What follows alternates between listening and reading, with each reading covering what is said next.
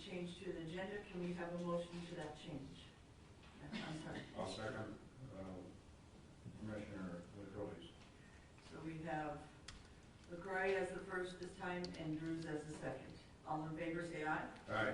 All opposed? Motion carries.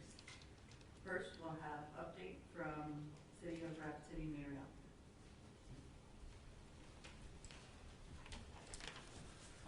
Good morning, everyone. Thanks for having the meeting this morning and for assembling here for the good of the county and all of the citizens of Rapid City.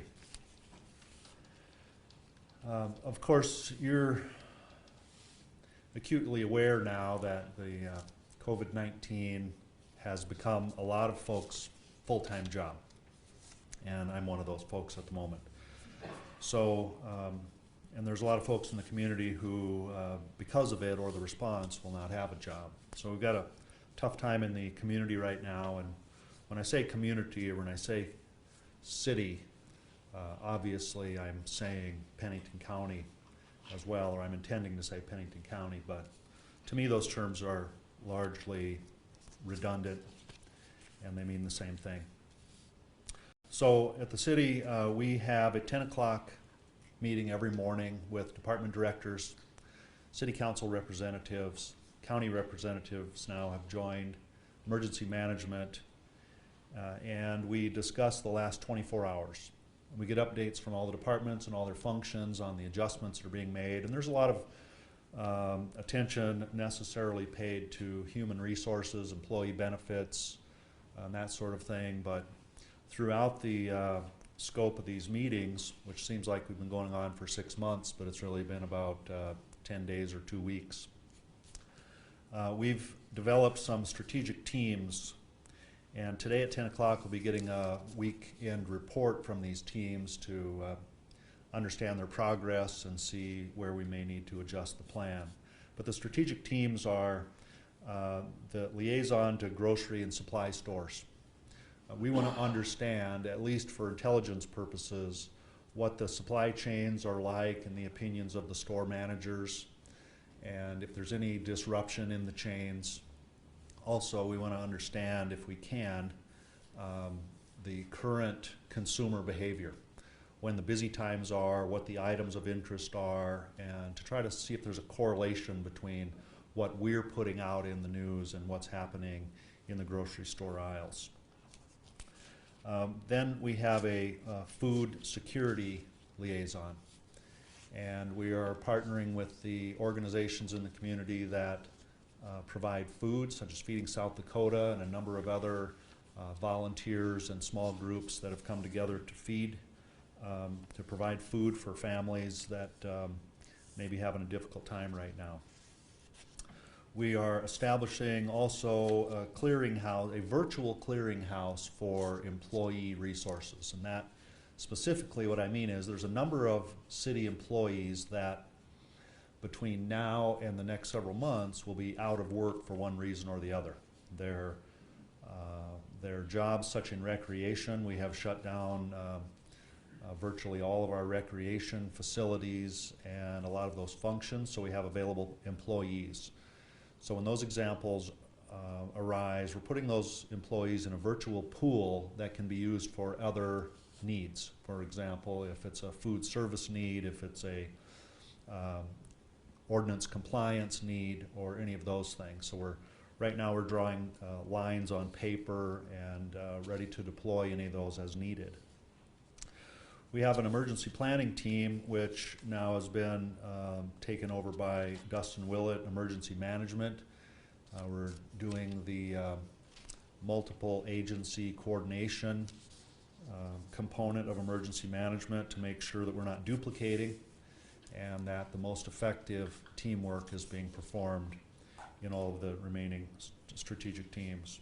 We have a health services liaison function where we are coordinating with local healthcare providers to understand the needs of the community, and on the local government end, if we can connect any of those dots logistically or otherwise, we're here to help. But we need to want to come to an understanding of what the challenge of the day is and what the future challenges may be. And first and foremost, we have made Monument Health our primary health care advisor on this crisis.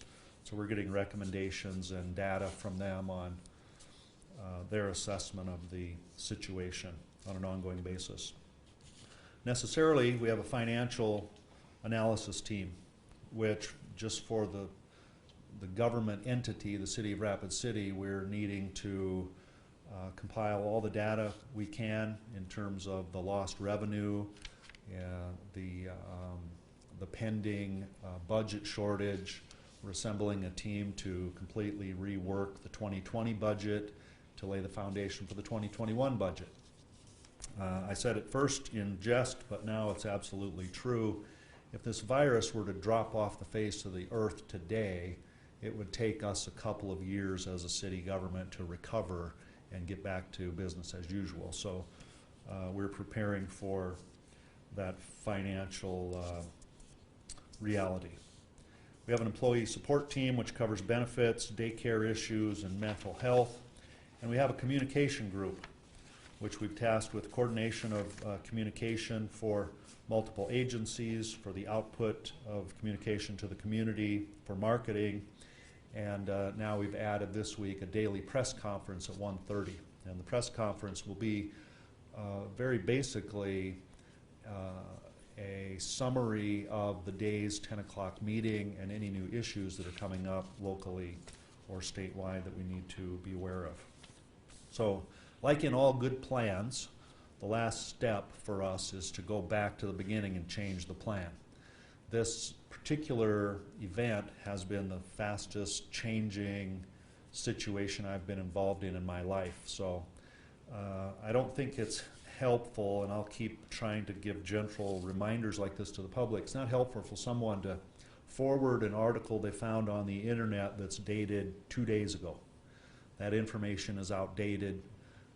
There's new data available. There's new conclusions being made all the time. So the good news is it's rapidly changing. Our health providers and our scientific community are able to more quickly adjust to this. But the bad news is it leaves us and our constituents wondering what the heck is going on.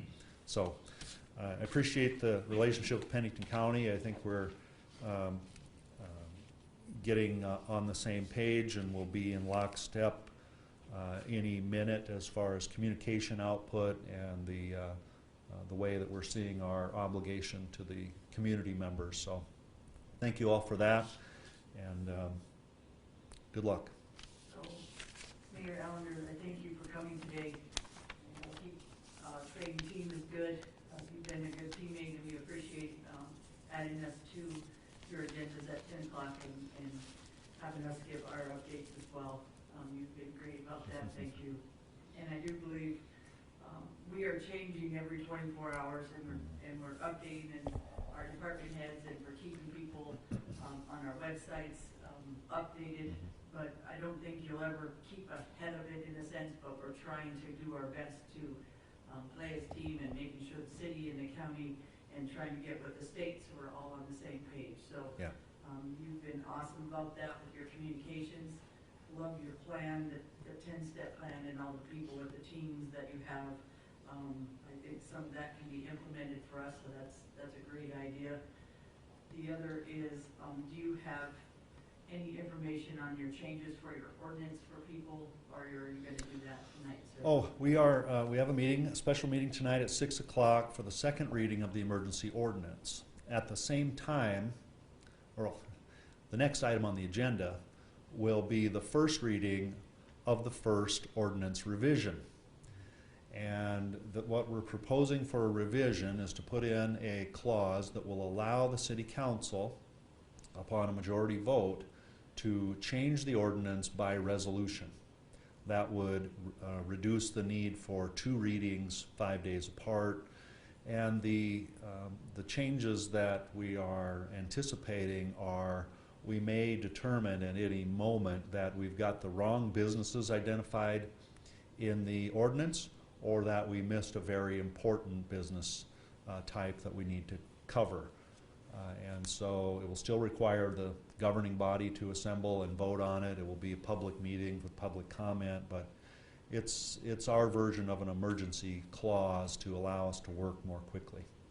Thank you, Mayor, and I think if I could speak for our commission, that's why we're doing the resolution, so we can do changes that we need instead of doing the 5-day process. So I think that's a good idea, just because of the 24-hour changes, and I appreciate your counsel. They have been there on the 10 o'clock meetings, and it was nice. I haven't met some of them before, so that was pretty awesome. You have a good team, and we appreciate them as well. Commissioners, anything to ask the mayor? Mayor, just appreciate the update. Continue to look forward to working with you and your staff. Thank you. I want to echo Gary, just thanks a lot, Mayor, and the council, and we'll get through it. Yeah. Sandra? Madam Chair, I appreciate your report as well, and I also have one question. Does Monmouth Health have an epidemiologist on staff? I don't know of if they have epidemiologists or if they're coordinating with Mayo on that. They have a team set up to track this. They meet twice daily, 7 a.m., 3 p.m.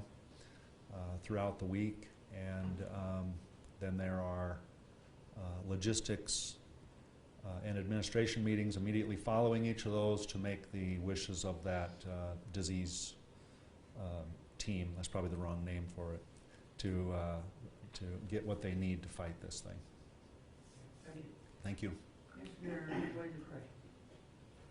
Mayor Allender and the city council, I appreciate the updates.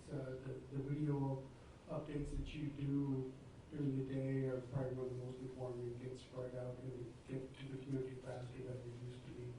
And, you know, for an old guy, I'm kind of surprised that you're up on the technology, but I appreciate that. Lloyd, we're supposed to be kind. Passionate and loving. Hey, No, I really appreciate that. Okay. And so does the community.